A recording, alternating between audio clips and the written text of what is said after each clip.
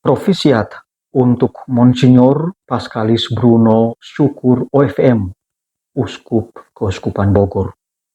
Beliau diangkat sebagai kardinal oleh Bapak Paus Fransiskus siang ini waktu Roma, usai doa Angelus, hari Minggu 6 Oktober 2024. Berita pengangkatan Monsignor Pascalis Bruno Syukur OFM sebagai kardinal kami dengar ya sekitar jam 1 waktu Roma. Ya. Saya sedang jogging. Saya kaget membaca berita dari teman-teman, dari juga jurnalis yang sudah memberitakan di dalam bahasa Italia dan juga di media sosial di sini di Italia, di Roma. Saudara-saudari yang terkasih, saya sendiri gembira sekali mendengar berita itu. Mengapa? Karena sekarang ya, Indonesia memiliki 3 kardinal. Yang pertama adalah Bapak Kardinal Julius Darmo Atmojo, SJ. Lalu yang kedua adalah Bapak Kardinal Ignatius Suharyo, Uskup Agung Jakarta. Lalu yang ketiga adalah Bapak Kardinal ya, Pascalis Bruno Syukur OFM yang baru saja diangkat oleh Bapak Paus Fransiskus. Memang ya pada hari ini ya 6 Oktober 2024 itu Bapak Paus ya mengumumkan langsung ya 21 kardinal baru. Nanti mereka ini akan dilantik pada tanggal 8 Desember 2024.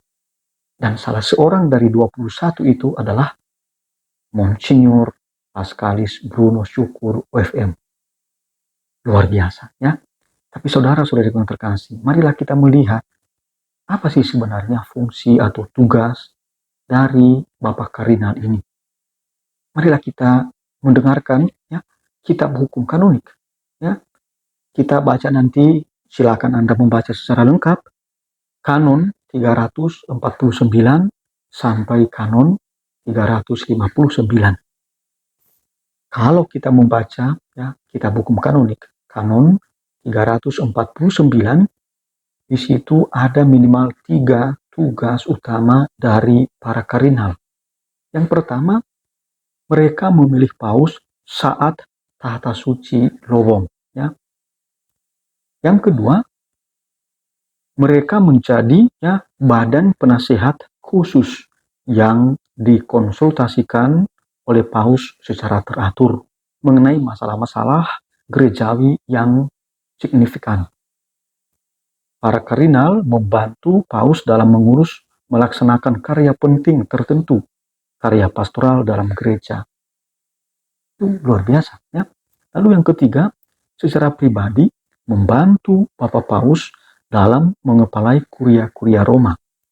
Mereka yang mengepalai dikasteri atau lembaga tetap kuria Roma dan kota Vatikan perlu mengajukan pengunduran diri jika genap berusia 75 tahun. Hal itu juga dibahas dalam kanon 354. Kalau kita melihat kanon-kanon yang sudah saya sebutkan tadi, maka tugas para kardinal bervariasi. Ada yang memimpin kuria Roma di Vatikan, dan ada juga yang tetap memimpin gereja lokal. Misalnya seperti Bapak Kardinal Ignatius Suharyo tetap menjadi Uskup Agung Keuskupan Agung Jakarta. Saudara-saudari yang terkasih, tidak semua negara memiliki kardinal. Kita bersyukur ya di Indonesia memiliki 3 kardinal. Kendati sekarang yang masih aktif Bapak Kardinal Ignatius Suharyo dan nanti akan aktif Bapak Kardinal Pascalis Bruno Syukur OFM. Saudara-saudari yang terkasih, memang kardinal itu bukan tahbisan tetapi gelar rohani. Paus sendiri ya melantik orang yang ia pilih untuk gelar kardinal itu. Dan bukan sebagai tahbisan. Karena di dalam gereja hanya ada 3 tahbisan, yaitu tahbisan diakon, lalu tahbisan presbiterat, lalu tahbisan episkopat atau tahbisan uskup. Sedangkan kardinal bukan tahbisan tetapi pelantikan. Kata kardinal berasal dari cardo, bahasa Latin, yang berarti engsel, pintu atau jendela yang menyambung 2 helai pintu. Para kardinal diangkat oleh Paus dalam suatu tugas dan fungsi penting. Ya, sudah saya jelaskan tadi, tetapi kalau kita singkat, berarti menyambungkan Sri Paus Tata Suci dengan gereja lokal atau wilayah kerja di bawah tanggung jawab seorang kardinal.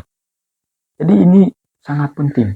Maka marilah kita mendoakan Bapak Kardinal baru kita, Monsinyur Pascalis Bruno Syukur UFM. Profesiat Monsinyur Pascalis Bruno Syukur UFM. Selamat untuk kita umat Katolik di Indonesia. Kita memiliki kardinal baru. Marilah kita ingat beliau di dalam doa kita. Tuhan memberkati. Amin.